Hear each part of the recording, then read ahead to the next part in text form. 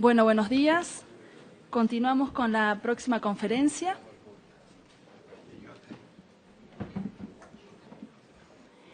Del doctor Alberto Lifchitz, que nos va a hablar sobre el saber de la medicina clínica.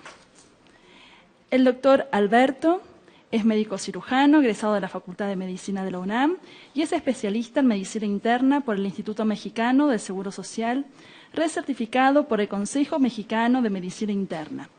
Se ha desempeñado como jefe de departamento, jefe de división y director del Hospital de Especialidades del Centro Médico Nacional y coordinador de educación médica de la misma institución. Participó como gobernador en el capítulo mexicano del American College of Physics y fue presidente del Consejo Mexicano de Medicina Interna. Es miembro de las Academias Nacional de Medicina, del Consejo Mexicano de Medicina Interna. Fundador de la Asociación de Medicina Interna de México, hoy Colegio, y del Consejo Mexicano de Medicina Interna, así como egresado del Centro de Formación de Profesores del IMSS. Desde 1972 es profesor definitivo de la asignatura y desde 1983 investigador del IMSS. También ha sido miembro del Sistema Nacional de Investigadores y del Consejo Técnico de la Facultad de Medicina y de la Sociedad Mexicana de Historia y Filosofía de Medicina. Presidente de la Asociación de Medicina Interna de México, del Comité Organizador del Consejo Mundial de Medicina Interna y de la Academia Nacional de Educación Médica. Además de director general de Medicamentos y Tecnologías para la Salud y de Coordinación y Desarrollo de los Institutos Nacionales de Salud de la Secretaría de Salud. De igual forma, ha sido titular de la Unidad de Educación, Investigación y Políticas de Salud del IMSS y secretario del Consejo de Salubridad General hasta el año 2012. Ha dirigido 28 tesis de especialización y de maestría. Publicado 16 libros, 57 capítulos de libros y 342 artículos en revistas, incluyendo 47 de investigación. En la actualidad, es secretario en la Secretaría de Enseñanza Clínica e Internado Médico de la Facultad de Medicina de la UNAM. Director médico del Hospital Médico Sur en la Ciudad de México. El doctor Lifchitz fue galardonado con la Cátedra Ilia Prigogine en Ciencias, Humanidades y Complejidad por la Multiversidad Mundo Real Edgar Morán en la Ciudad de México el 3 de diciembre del año 2015, por su brillante trayectoria profesional, así como su activa promoción del humanismo y del estudio de la complejidad y del pensamiento complejo en la educación y en las prácticas médicas. Doctor.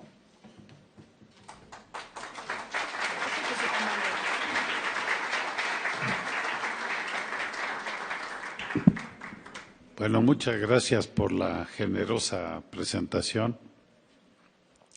Y antes que nada, sí quiero agradecer la muy honrosa invitación de los organizadores de este fascinante encuentro, particularmente de mi amigo, el doctor de Pomposo. Tengo que confesar que me siento un poco intimidado por 2 o 3 razones. Uno, hablar después de Pomposo siempre es un desafío, pero por lo menos los voy a encontrar despiertos. Lo segundo es la heterogeneidad del grupo, que pues me representa a mí un desafío. Tercero, aunque no he podido estar en todas las sesiones, sí sé que son muy críticos y que bueno, ojalá sean benévolos conmigo. Ayer que en la comida que alguien empezó a gritar que un médico, pues se levantaron varios, yo un poquito atrás, pero también me levanté, se levantaron varios, entonces me di cuenta de que en este público hay varios médicos. Y pues creo que voy a contar con la simpatía de ellos al menos. Y todos los demás, todos ustedes, son pacientes. Actuales o potenciales. porque todos somos pacientes. Entendido paciente no como enfermo, o no solo como enfermo, sino como individuo que entra en contacto con los sistemas de salud o con los servicios de salud. Entonces, me dirijo pues a médicos y pacientes, no necesariamente a los filósofos, físicos, antropólogos, sociólogos, porque no sé hablar su idioma apropiadamente. Pues la plática le llamé el saber de la medicina clínica porque el encuentro es de todos los saberes. Bueno, yo hablo del mío, que es el que conozco. Yo soy un clínico, todos los días veo pacientes, todos los días. Todos los días cometo iatrogenias, todos los días se me mueren. Bueno, no todos los días ya. No todos los días, pero frecuentemente se me mueren o se me complican los pacientes, así que tengo, si acaso, la característica de que reflexiono un poco sobre lo que hago. Algunos colegas míos no lo hacen. Reflexiono un poco y tengo la afición, tengo el interés por la educación médica, por eso estoy ahora como secretario de Enseñanza Clínica de la Facultad de Medicina. Entonces, me voy a referir a esto que es lo que medio conozco y ojalá les resulte de interés a ustedes. Bueno, saber, yo qué les voy a decir a ustedes, pero yo entendí saber, lo saqué del diccionario, por supuesto, que dice sabiduría, conocimiento, ciencia. Entonces, el saber de la medicina clínica es la sabiduría para saber, la sabiduría para acercarse al paciente, respetarlo, ganarse su confianza, obtener información de él, lograr adherencia, satisfacer sus expectativas y obtener con él logros en favor de su salud. Esa es un poco la sabiduría. Y el conocimiento es cómo se expresan las enfermedades, cuáles son los tratamientos más apropiados y cómo se estima un pronóstico, porque a los pacientes no les interesa tanto cómo se llama su enfermedad, sino cómo les va a ir. Y la medicina es muchas cosas, la medicina es un universo aquí. Ciencia natural, ciencia social al mismo tiempo, con profundas raíces biológicas, psicológicas, culturales. Es un servicio utilitario, pero también una idea filosófica, un oficio esencial, ejercicio intelectual, producto de la inteligencia, que frecuentemente se vale de la magia, la intuición, el azar, tecnología, pero también teoría, auxilio humanitario, asunto heurístico, sistema, industria y negocio, una habilidad, una pericia, una cualidad, un don, un poder, disciplina y cultura, dogma y acervo, conocimiento y trabajo, un empleo, una capacidad, un ministerio, una ocupación, una obligación, carrera profesional, apostolado, una función, un destino y una ciencia. Todo eso cabe en la medicina y seguramente muchas cosas más, seguramente ahorita con lo críticos que ustedes son me van a decir al final todo lo que me faltó en esta expresión de lo que es la medicina. Entonces, la gente que estudia medicina, a veces equivocadamente, siempre encuentra cómo armonizar sus verdaderos intereses con lo que estudió, porque estudiar medicina ahora, bueno, no siempre, ha sido el orgullo de los padres y lo que presumen las familias, yo tengo un hijo médico, etcétera. Entonces muchos van obligados pero ahí encuentran a qué dedicarse. Aquí les pongo. Entendida la medicina clínica como el encuentro del paciente individual y el médico individual, eso es a lo que yo me voy a referir. Bueno, ¿cuáles son los saberes que se pueden derivar de este concepto de la medicina clínica? Bueno, las ciencias básicas. Los clínicos tienen que saber bioquímica, fisiología, anatomía, farmacología, inmunología, todo eso lo tienen que saber. Lamentablemente, en la mayor parte de las escuelas de medicina, y no excluyo la mía, parece que son dos carreras diferentes. Una en que aprenden ciencias básicas y otra en las que aprenden clínica. Y los básicos no se hablan con los clínicos. De hecho, los que dan las materias básicas no son médicos ahora, sino que son químicos y no tengo ninguna objeción a eso. Pero no tienen la visión de lo que necesita un médico. Y el mensaje implícito, no explícito, que reciben los alumnos cuando después de concluir las ciencias básicas llegan a las unidades de atención médica, el maestro le dice, oye, ¿ya te sabes las ciencias básicas? Sí, ya me las sé, pues ya pasé, ya aprobé los exámenes. ¿De veras ya te lo sabes? Claro. Bueno, pues ahora olvídalas porque vas a hacer clínica. Perdón. ¿Se puede ir para atrás?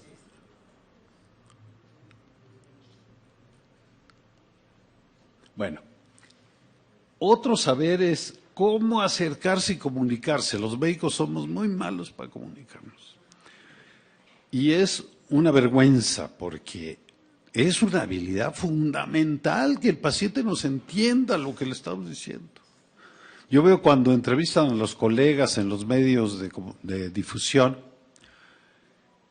no pueden salirse de la jerga, ¿no? Para que nadie les entienda. Y en lugar de decir diarrea o deposiciones o cualquier otro término que se usa popularmente, dicen hipermotilidad intestinal, porque si no es un desdoro. Entonces tenemos problemas en la comunicación, pero el clínico tiene que ser muy claro en la comunicación.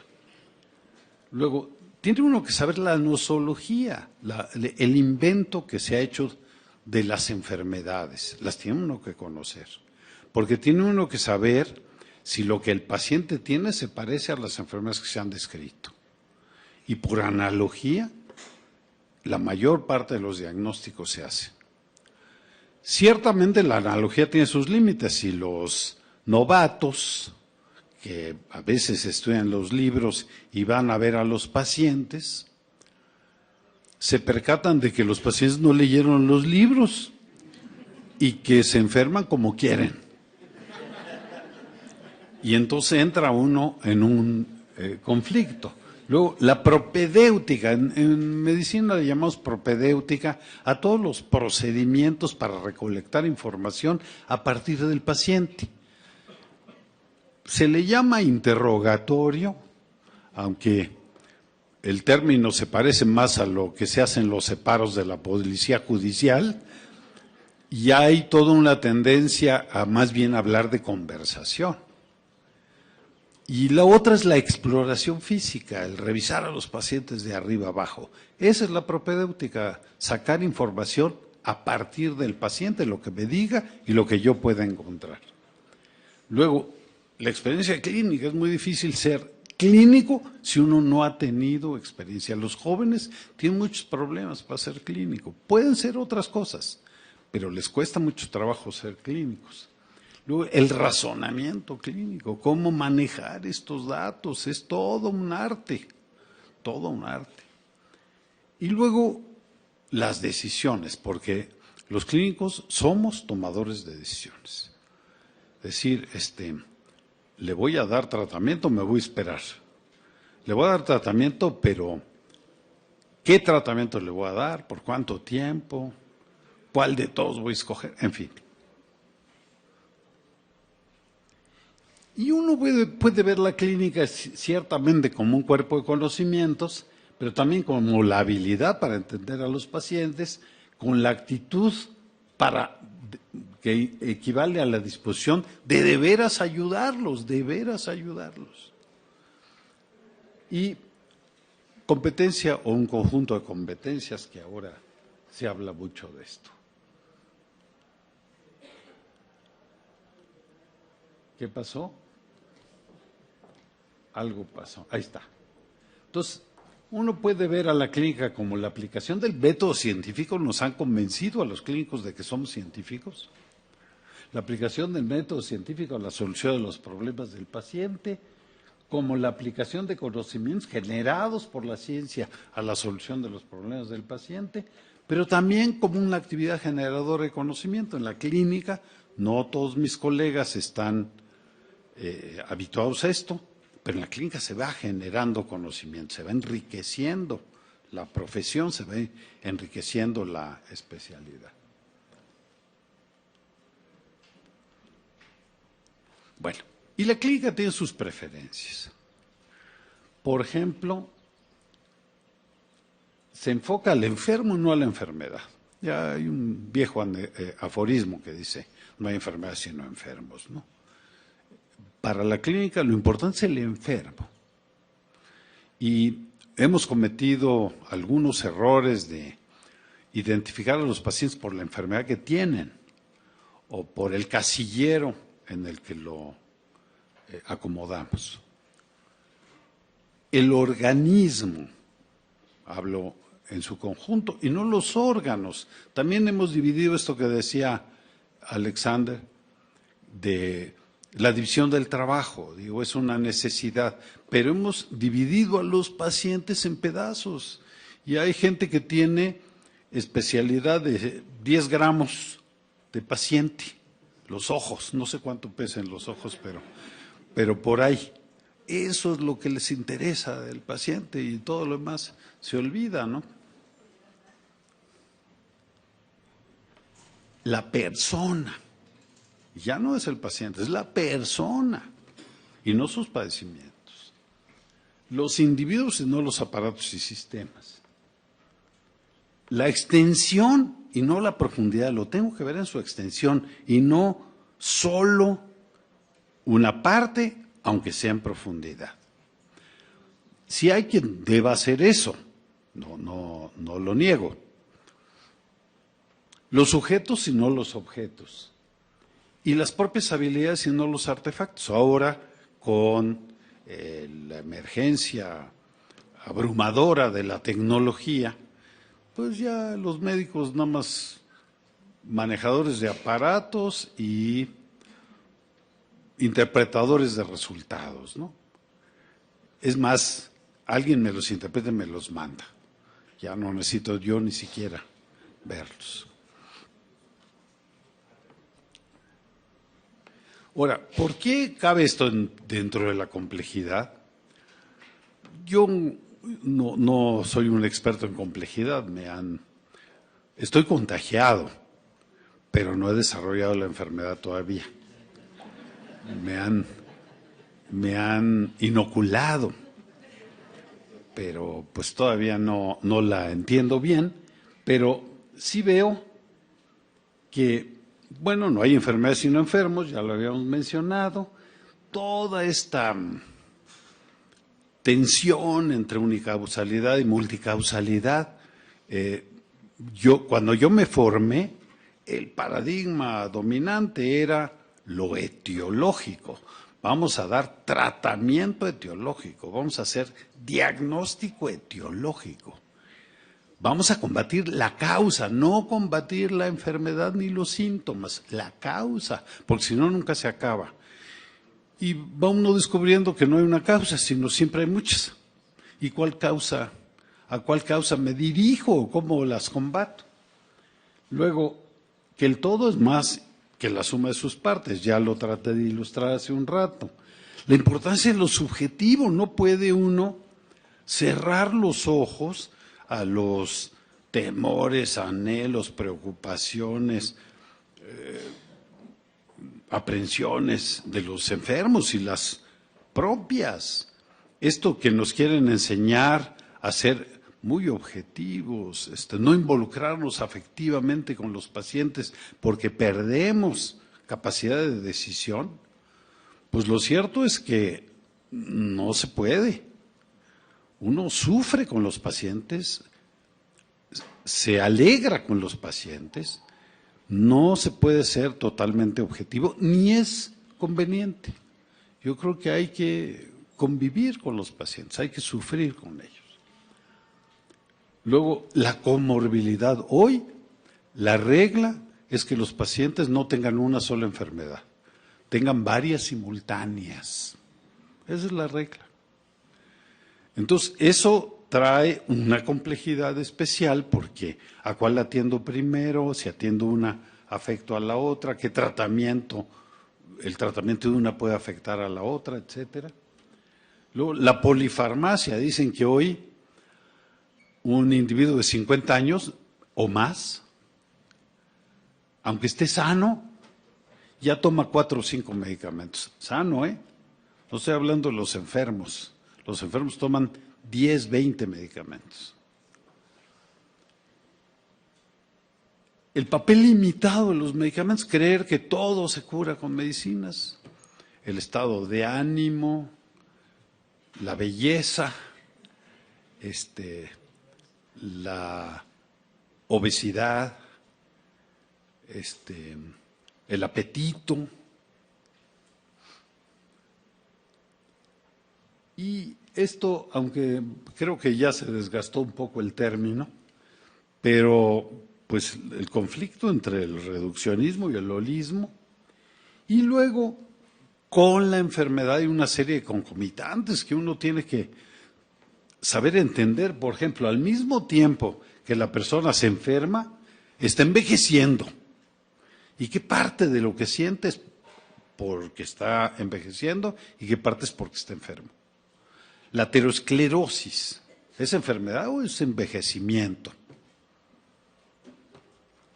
O en los niños, está enfermo, pero también se está desarrollando, está creciendo, O la pobreza, la malnutrición, cosas que a ustedes les interesan mucho. La influencia de las empresas farmacéuticas, fabricantes o distribuidoras de medicamentos que han invadido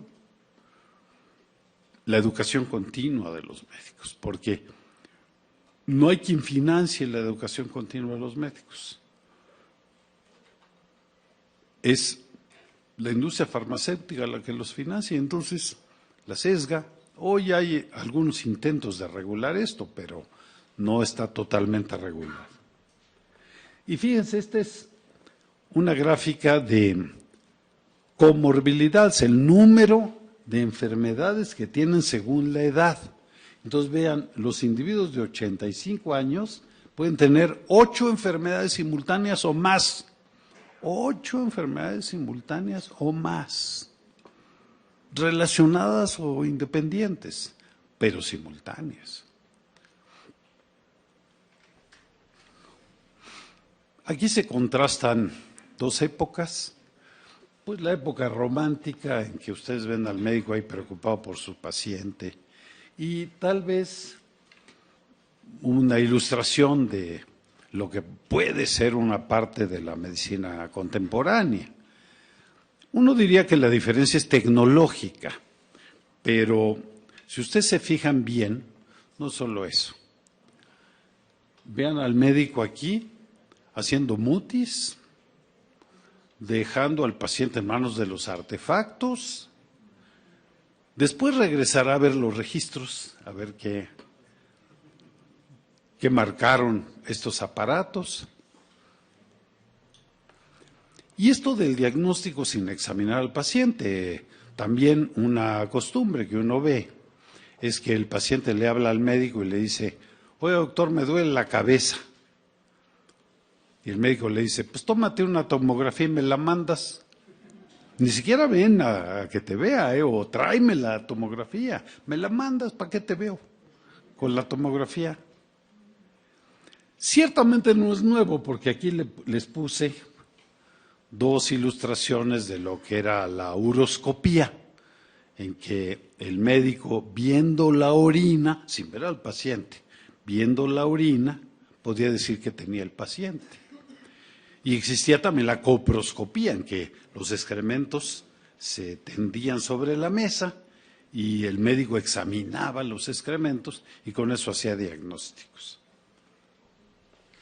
Y también hoy tenemos una muy clara tendencia a la medicina defensiva que, pues, creo que proviene en su mayoría de Estados Unidos, ¿no? En su mayoría. Aunque aquí ya está. Es decir, hacerles a los pacientes estudios excesivos para poder enfrentar eventuales demandas o reclamaciones. Hay que estar preparado para cuando lo demanden, porque esto está desatado. Y ustedes ven que a la salida de los hospitales o de los consultorios ya hay gestores que dicen: no se deje su médico, yo lo asesoro para que demande.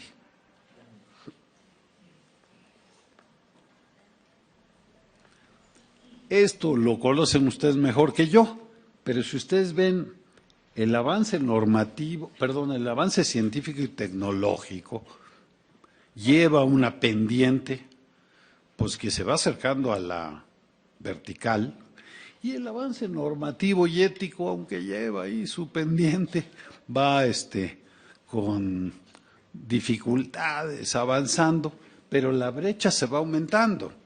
Y entonces lo que enfrentamos los médicos clínicos hoy en día, pues son situaciones inéditas, no están descritas en ningún documento de referencia. Qué capaz que el juramento hipocrático nos hablara de qué hacer con embriones sobrantes que no se pudieron implantar a una señora. ¿Qué hago con ellos? ¿Los tiro a la basura, los rifo, los vendo, los cambio por un carro?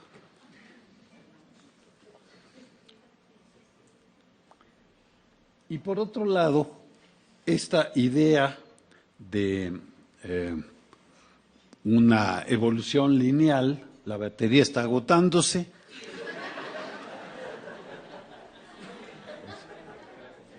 que dice: una causa produce un daño, el daño se expresa en síntomas y signos, los síntomas y signos obligan a un tratamiento, pues va cambiando en que la causa no es única, sino son múltiples. El daño es muy variable.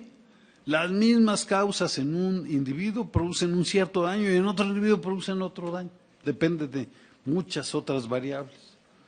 Los síntomas y signos depende de cada paciente. Hay unos muy estoicos que ni sienten nada y hay otros muy chillones que con poquito ya hacen un gran escándalo, ¿no?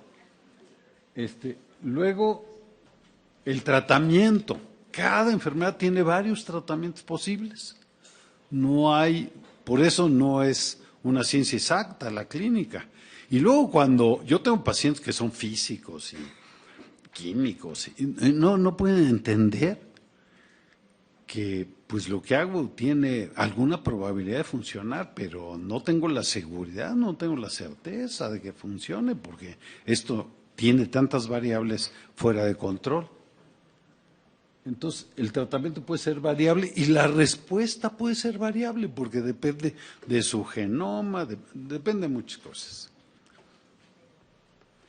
Y hoy hay una diferencia con el clínico clásico. Conviene terminar antes para que participen ustedes, ¿verdad? Ahorita ya no me falta mucho. Un clínico clásico con un clínico del siglo XXI. Los dos tienen que ser carismáticos, suscitar confianza, ser discretos, responsables, solidarios, fieles a su paciente, pero el clínico clásico es paternalista, toma decisiones por el paciente, en bien del paciente, pero sin considerar al paciente. El clínico contemporáneo respeta la autonomía, tiende a respetar la autonomía del paciente. El clínico clásico es medio intuitivo, el ojo clínico. El de ahora es más racional o tiende a serlo. Aquel se basaba en su experiencia, solo los viejos podían ser buenos clínicos. Hoy pues se basa en evidencias científicas en la medida de lo posible. Aquellos soslayaban los costos. A mí me enseñaron que los costos no importaban. Los costos no importaban. Hoy no se puede ejercer la profesión sin una conciencia clara de los costos. Y en igualdad de circunstancias, escoger lo menos costoso. Aquel se sustentaba en su figura y su prestancia, y ustedes ven la imagen del médico clásico, ¿no? Subido en una tarima. El de ahora se sustenta en su competencia técnica, aquel se fundamentaba en sus sentidos entrenados, Solo el médico con el estetoscopio podía identificar el chasquido de apertura mitral. Ustedes no saben qué es eso, muchos de ustedes no saben qué es eso, pero podían decir qué tan estrecha estaba una válvula mitral, nada más con sus oídos. Y si ustedes le daban el estetoscopio a un lego y le decían, mira, oye esto, lo único que oía era el roce de la ropa. Hoy se fundamenta en indicios más objetivos. Hoy hago un eco, no estoy glorificando la tecnología, pero yo hago un eco y puedo saber de qué tamaño es la válvula mitral y no confiarme a... Luego, aquel aislaba al paciente de la sociedad. Mientras estás conmigo, olvídate de todo lo demás. El de ahora lo vincula.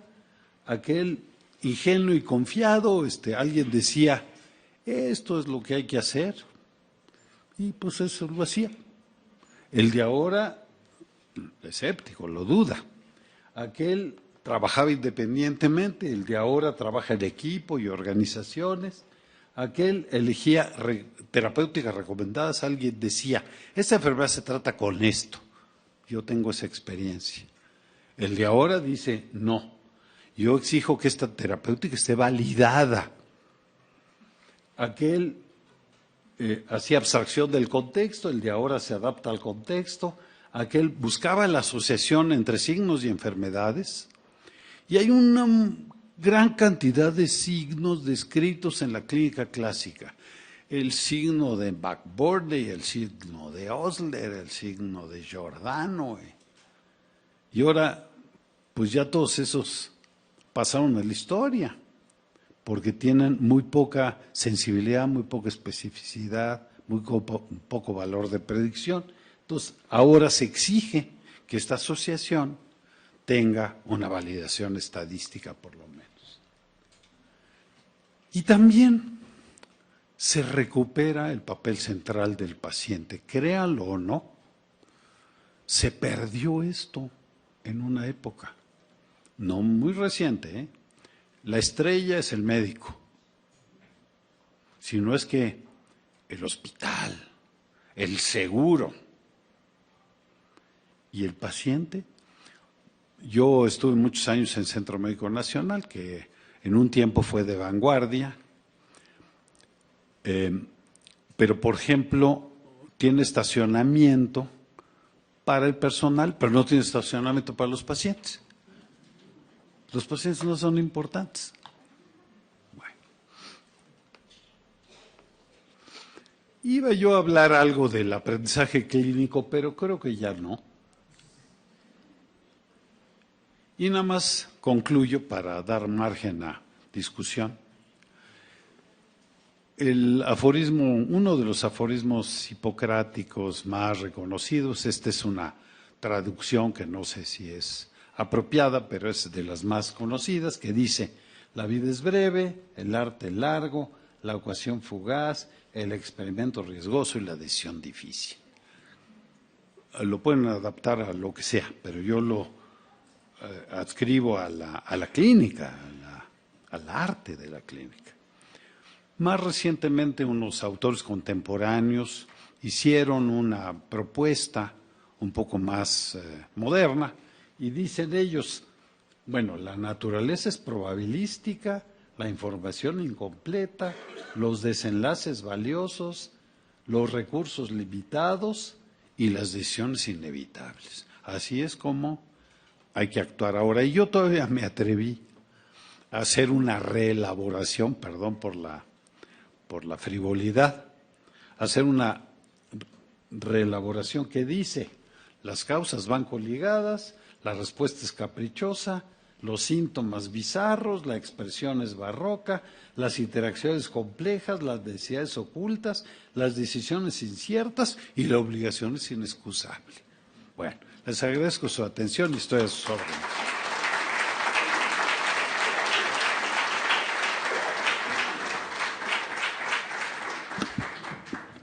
Muchas gracias, doctor.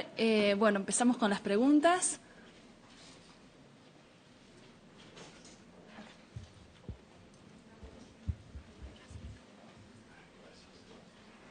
Hola, hola, buenos días. Pues a los organizadores un aplauso por los platillos de gourmet que hemos tenido hoy, y al doctor Lifshitz nos hace amar la complejidad, porque la humildad, la sabiduría de cómo manejar la complejidad centrada en la persona es lo que nos hace amar este tipo de encuentros. Son dos preguntas muy concretas, pero sí le quiero decir desde dónde le hablo. Le hablo desde la formación. Yo soy abogada, pero le hablo desde la formación de la medicina conductual, en donde vemos que los médicos pues nos llevan años luz de avance en la gestión de la complejidad, porque trabajan muy bien en equipo. Siempre trabajan multidisciplinariamente, está el anestesiólogo, trabajan en equipo, aprenden unos de otros, tienen procesos de retroalimentación obligatorios, porque además están colegiados. Hay muy pocas disciplinas que tengan este tema, y están acostumbrados a ser respetuosos de otro saber, y creo que eso es una gran ganancia. Entonces, dos preguntas muy concretas, pero mi agradecimiento de entrada. La primera tiene que ver con, usted es jefe de enseñanza, y aquí algo que es importantísimo es cómo transformar en la enseñanza-aprendizaje. Usted nos dijo, yo estuve formado en la etiología y ahora resulta que eso ya no es tan importante. Entonces, ¿cómo este cambio de modelos de enseñanza sí tiene un impacto para medir resultados? Hay más o menos, ya sabemos que los médicos no son dioses, pero ¿qué pasa con este impacto en la formación? Sería una de las preguntas. Y la otra tiene que ver con enseñanzas exitosas sobre el funcionamiento de comités de bioética, que también es otro nivel de discusión en donde se integra la ética y estas cuestiones que nos dan todavía más el aspecto holístico. Mil gracias, doctor. No, al contrario, gracias ¿Puedes por decir tu su... nombre? Graciela Steines. Gracias por su comentario y por sus interesantes preguntas que me meten en un problema adicional. Bueno, ¿cómo enseñar esto?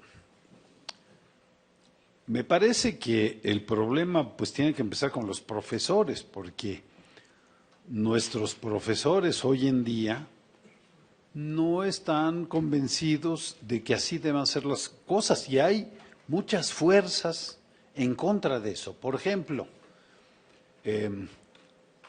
yo no estoy en contra de las guías de práctica clínica, creo que son un apoyo, pero la guía de práctica clínica dice las cosas se deben hacer así, y no hay forma de pensarle o de salirse. Si uno ve la guía como una amplia carretera por la cual uno puede transitar, y no como una vía del tren en la que no se puede uno salir, pues eso interfiere con esta posibilidad de ser flexible y adaptable a las circunstancias. Entonces, hay muchas fuerzas, los algoritmos, hay muchas fuerzas, las reglas, el tiempo que le concedan a los médicos para ver a un paciente, en fin, muchas fuerzas que hacen difícil que esto funcione. Pero creo que lo que hay que incidir es en los maestros. Nosotros estamos haciendo nuestro esfuerzo, porque pues tenemos algunos diplomados a distancia, porque ahora ya para formación docente. Creo que por ahí podemos empezar. Y en cuanto a los comités de bioética, yo coordino uno, y es una experiencia sensacional, maravillosa. He visto comités de bioética que pues simplemente cumplen con lo mínimo que se exige, ni siquiera se discute, nada más para que quede constancia de que lo vio un comité de bioética. Pero yo coordino uno que me parece que funciona muy bien, y es un comité como debe ser, multidisciplinario, en que participan pacientes, en que participan legos, abogados, en fin. Creo que el chiste es pues buscar la integración como grupo del comité de bioética, y no pensar simplemente que sea multidisciplinario, pero no integrado como grupo de trabajo. No sé si le contesté, pero ya. Bueno, sí le contesté, pero no sé si bien. Doctor, Sí. Perdón. Muy interesante su planteamiento. ¿Dónde es? Soy María Gilardi de la UNAM, soy socióloga. Sí. Y me parece que la clínica sería el enfoque que trata de abordar con mayor consecuencia la complejidad humana, por lo que usted nos comentó y por lo que usted nos enseñó. Me parece también muy interesante la distinción que usted hace entre sabiduría y conocimiento. Creo que son ideas muy aportadoras y muy enriquecedoras para recuperar o no sé si desarrollar de manera diferente lo que ahora. ¿Qué pasa con este planteamiento y con respecto efectivamente a un enfoque de la medicina cada vez más hiper especializado y cada vez más medicamentado? ¿Y qué opina usted sobre estas intervenciones de la medicina, de esta incipiente o recuperada o en fin, en proceso, de la medicina alternativa? Bueno. La primera pregunta es ver con la especialización y la medicalización o medicamentación. Bueno, yo veo dos tendencias. Sí, una muy clara hacia la especialización o la sobreespecialización, pero también hay una tendencia a la desespecialización. Y no solo en la medicina, digo, por ejemplo, sé que en la industria hay pues ya ideas de que un solo operario haga todo el ensamblaje y no cada uno le toque una parte y parece que el resultado no es tan malo. Esta estrategia de ventanilla única es una desespecialización, creo, porque la gente no tiene que saber qué ventanilla le toca, va cualquiera y ahí lo orientan por dónde. Entonces, sí hay una tendencia en la sociedad a la desespecialización. Y en relación con la medicina, las necesidades de los pacientes pues están también en la desespecialización. Sí quieren que alguien lo vea en profundidad, pero también quiere que alguien lo vea en su conjunto, en su globalidad. No globalidad, porque ya el término ya se... que lo vea completo. Entonces creo que las dos cosas hay. Yo tengo una especialidad muy poco profunda, pero sí extensa. Y tengo, creo, la capacidad, igual que mis colegas de mi especialidad, de ver a los pacientes adultos de una manera completa, integral, no ver el pedacito. Entonces creo que hay las dos cosas. La tendencia a la especialización, a saber cada vez más de cada vez menos, pues ahí está muy clara, pero también existe la otra tendencia, creo yo. La medicamentación, este es un poco a donde nos ha llevado las empresas farmacéuticas, creo yo, que nos han orientado a que todo se resuelva con una prescripción medicamentosa. Y los propios pacientes se sienten frustrados si no salen con receta. Yo muy pocas veces doy una receta al final y se me van los pacientes, ya no regresan conmigo. En el propio Seguro Social, la gente dice, pues llevo tantos años cotizando y ni unas vitaminas me dan. ¿No? Ahí está muy claro, pero creo que es una influencia de la publicidad o de la promoción. Ahora, me refiero a la homeopatía y a las medicinas alternativas en general. No tengo duda de que los homeópatas tienen éxitos terapéuticos, no tengo duda, los he visto. Donde yo he fracasado, ellos a veces tienen éxito. Pero tienen un problema, que es una práctica poco científica. De hecho, desde Hahnemann, que fue el que la describió, la disciplina no ha cambiado. Es lo mismo, lo mismo, lo mismo, cuando podría haberse perfeccionado, haberse modernizado, pero no, está igual, no tienen una estructura científica. Y cuantas veces yo he convidado a los homeópatas, vamos a hacer algunos estudios con metodología científica, hasta se enojan porque igual pasa con otras medicinas alternativas. No estoy negando los éxitos, porque, digamos, la medicina tiene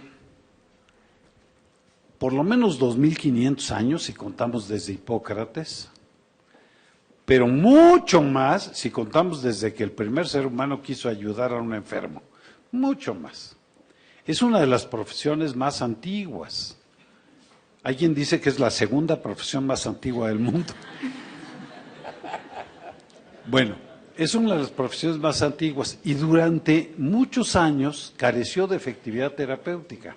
Es decir, remedios verdaderamente eficaces como los vemos ahora apenas tienen 150 años. ¿Cómo sobrevivió la medicina? Milenios, si no servía. Bueno, es que hay dos mágicos efectos. Uno se llama efecto placebo, que es maravilloso, que nos ha permitido tener éxitos hasta los que no sabemos. Y otro se llama la tendencia de las enfermedades a curarse solas, el vis medicatrix natura.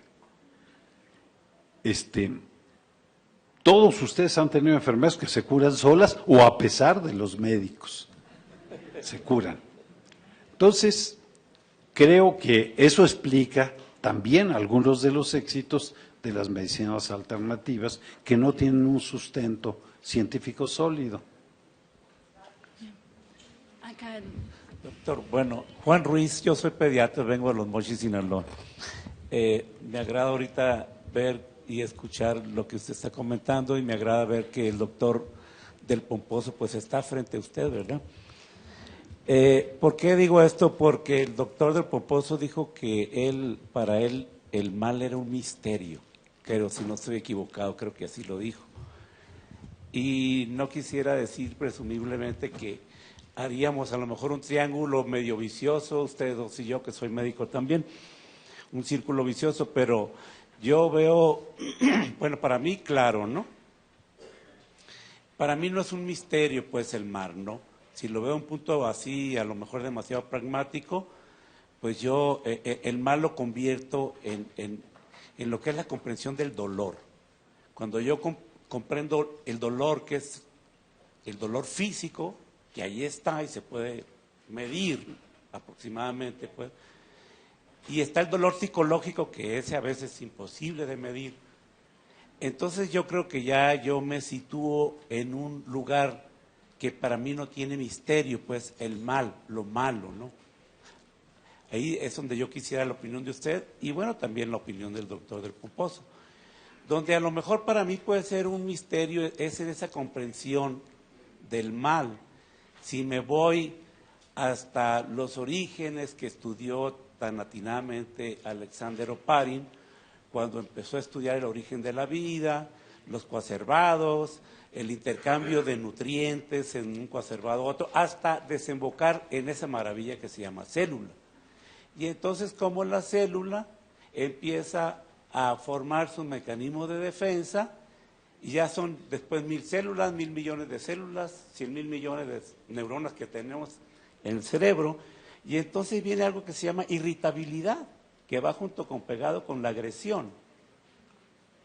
Ahí es donde para mí pudiera enfrentar yo ese misterio, pues, del mal, algo que se originó tan profundamente, un punto de vista tan profundamente químico, bioquímico, y ahí sí yo me atoro en la comprensión de ese mal, de ese dolor.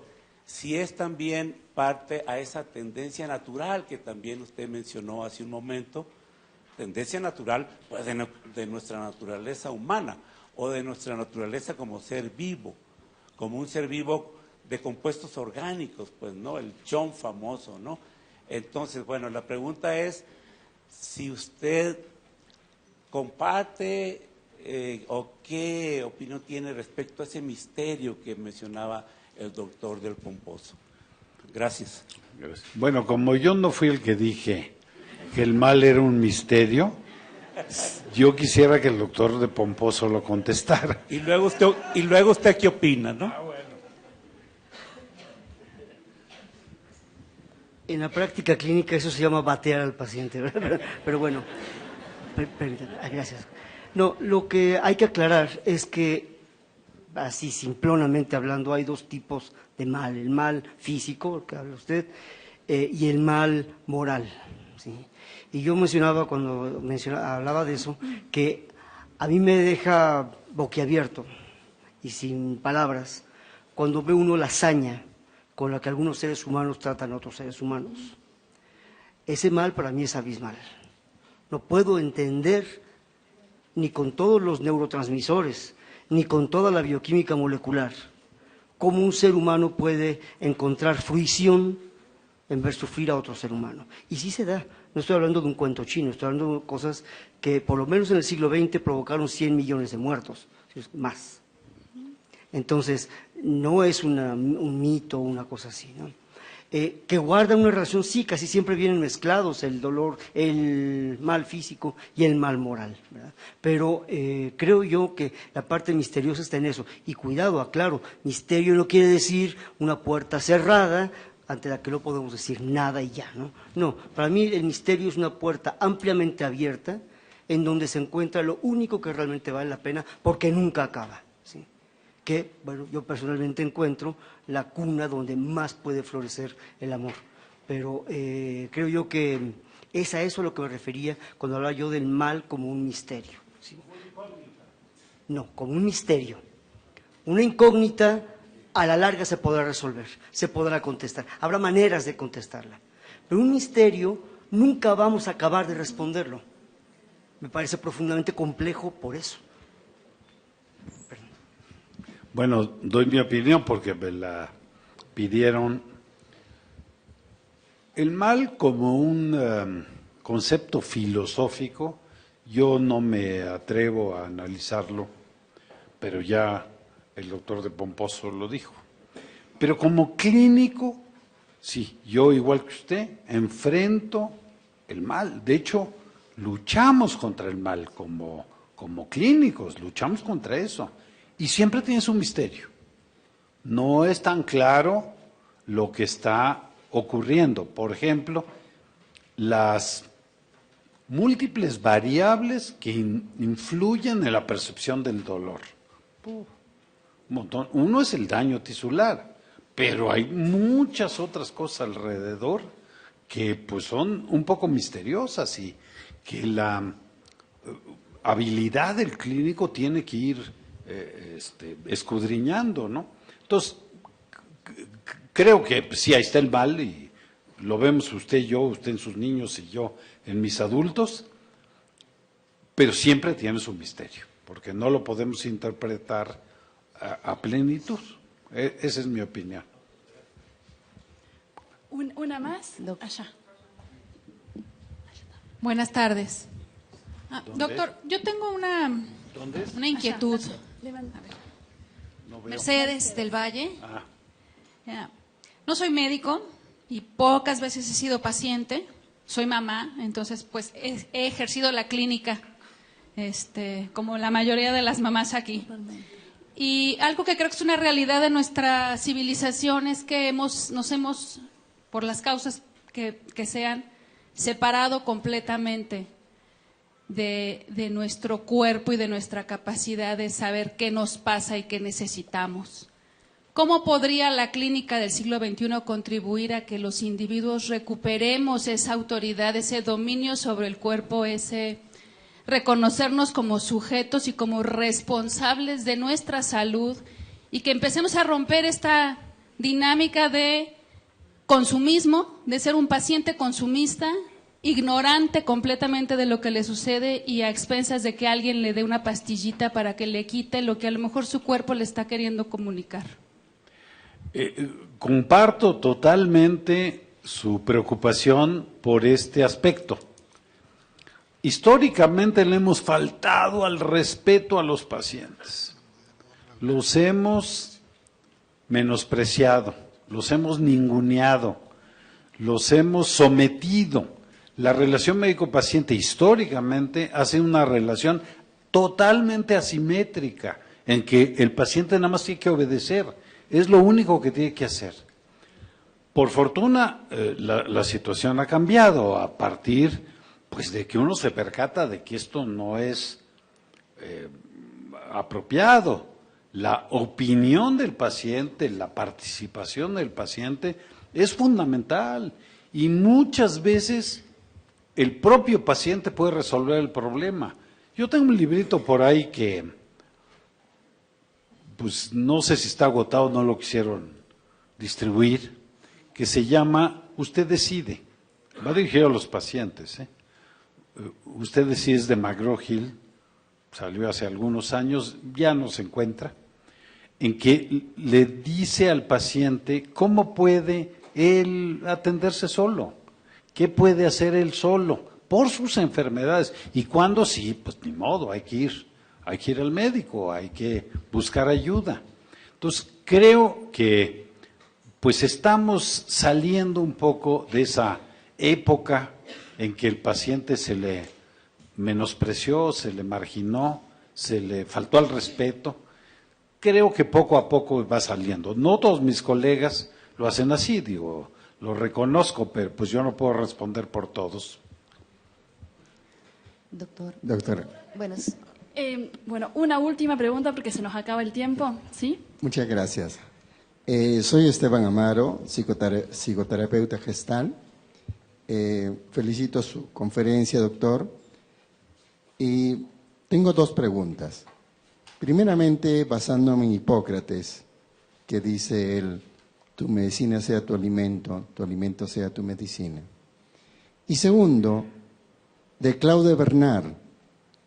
En el siglo XIX se da el fenómeno del apoyo económico a la farmacología y surge Pasteur diciendo que el germen es el problema y Claude Bernard le dice, el germen no es el problema, es el terreno, el cuerpo es el problema. Diríamos dos pensadores del pensamiento complejo que también en el campo médico, tomando otras causas, otros síntomas. Y de mi parte, he podido comprobar con amigos médicos, cuando ellos no pueden resolver un problema, me lo envían. Solamente le voy a contar un caso. Vino una señora y me dijo, el médico me envió donde usted y tengo diabetes. Una pregunta al psicoterapeuta, ¿de cuándo lo tiene usted? Desde el año 2000. ¿Qué le sucedió a usted el año 2000? Y me responde, me casé. Dos cosas, el mundo psicoterapéutico y el mundo alimenticio. En la parte curricular del médico que se especializa en la parte clínica, ¿se toman esos dos como parte de la curricular? Muy bien, creo. Bueno, luego me da su tarjeta para mandarle a los pacientes que no puedo yo resolver. Las dos asignaturas existen en el plan curricular, tanto la nutrición como pues la psicología médica o en fin, como se le llame. Reconozco que la nutrición es la gran olvidada, No se ha abordado de una manera adecuada. Pero también hay que reconocer que la nutrición es una ciencia en construcción. Tiene muchos mitos, tiene muchas leyendas, tiene muy poca sustento científico en muchas de las afirmaciones que da. Porque ustedes vean con los pediatras, perdón doctor, vean con los pediatras qué recomendaciones dietéticas o alimentarias dan. Cuando nacieron mis hijos, que pues ya ya hace algunos años, las recomendaciones eran completamente diferentes de las que ahora se dan, completamente.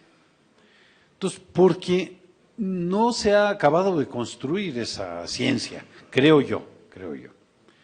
Y en cuanto a la psicoterapia, yo creo que es fundamental. Los médicos tenemos que hacer funciones psicoterapéuticas, ni modo. Lo sepamos hacer o no, y lo hacemos, bien o mal, pero lo hacemos.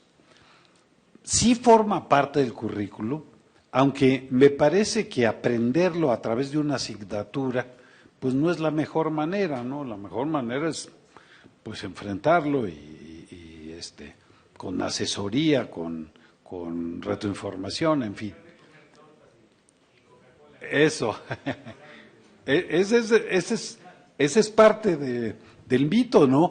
Pobre McDonald's, ¿no?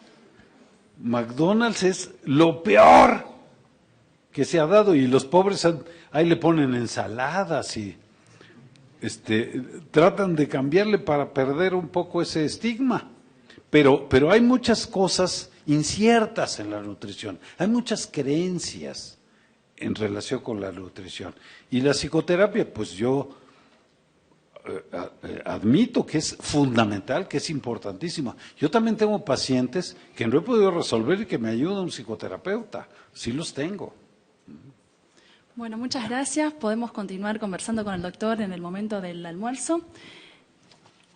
Ahora, doctor, la Unión de Universidades de América Latina y el Caribe y Multiversidad Mundo Real Edgar Morán le entregan esta constancia.